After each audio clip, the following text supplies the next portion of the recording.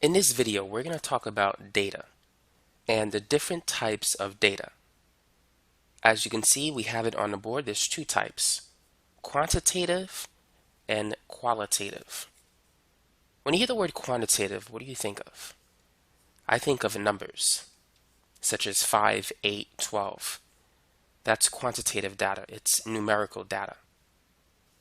And there's two types of numerical data. You have the form that is discrete and the form that is continuous. Now, discrete data, it's based on counting. For instance, let's say if there are 8 cats, that's a discrete number. You cannot have 8.5 cats. That's not possible. You can't have 2.37 cats. And so when you're counting, let's say animals or objects, it's based on whole numbers or 0 as well. But you can't have any number in between. You can't have 7.46 cats. So counting is based on a discrete numerical data. Now, something that can be measured is based on a continuous form of numerical data, such as distance. The distance between point A to point B, it doesn't have to be an integer. It doesn't have to be 5 meters or 8 meters. It could be somewhere in between. It could be 5.56 meters. It could be 7.283 meters. And so it doesn't have to be a whole number or an integer. It can be any number in between. So that would be a type of continuous numerical data. So to review, remember this.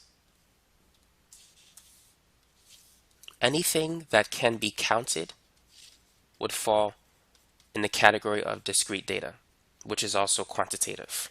And anything that can be measured is continuous data, which also falls under the category of quantitative data.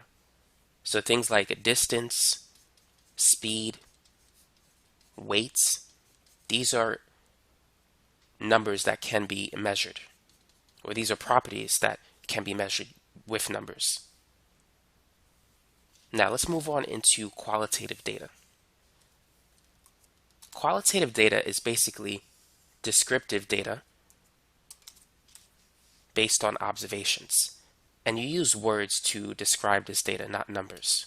And that's a key difference between quantitative and qualitative data. Quantitative data use numbers.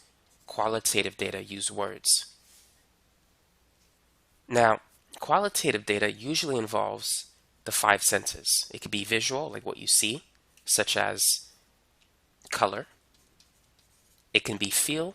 Does something feel soft or hard? It could be taste. That food tasted good, or maybe that one tasted bad. It can be what you hear. Is the volume low or is it high? That's descriptive data. What about the smell? Does it smell good or smell bad? Or doesn't smell at all? So these are different forms of qualitative data. And as you can see, you use words to describe it.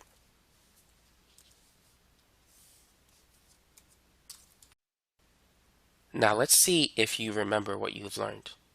What I'm going to do at this point is I'm going to quiz you.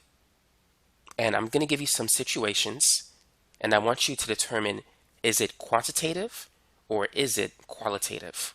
And if it is quantitative, would it fall under the category of being discrete numerical data or continuous numerical data?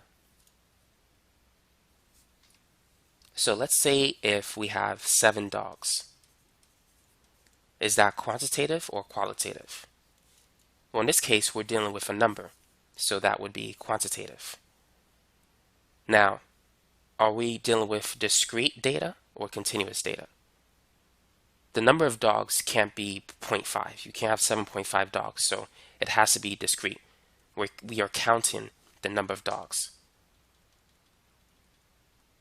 So let's say if the cat's fur is black. Is that quantitative or qualitative? Here we're dealing with color. There's no numbers here. And so this is dealing with the visual senses.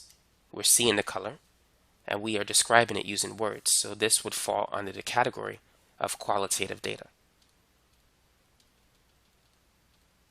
Now let's say that Michael is 6 feet tall. So this 6 feet, his height, is it quantitative or qualitative? So we're dealing with numbers. That is quantitative. Now, is it discrete or continuous? We are measuring his height.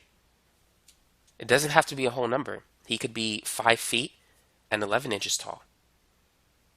Or he could be 5.983 feet tall.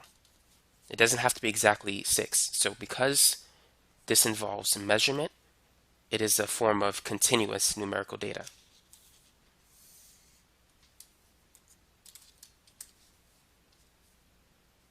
Now let's say the cat's fur is rough. So this is not quantitative. There's no numbers. This is basically how it feels. So we're using words to describe that. This is qualitative. So hopefully those examples gave you a better understanding of the difference between quantitative data and qualitative data.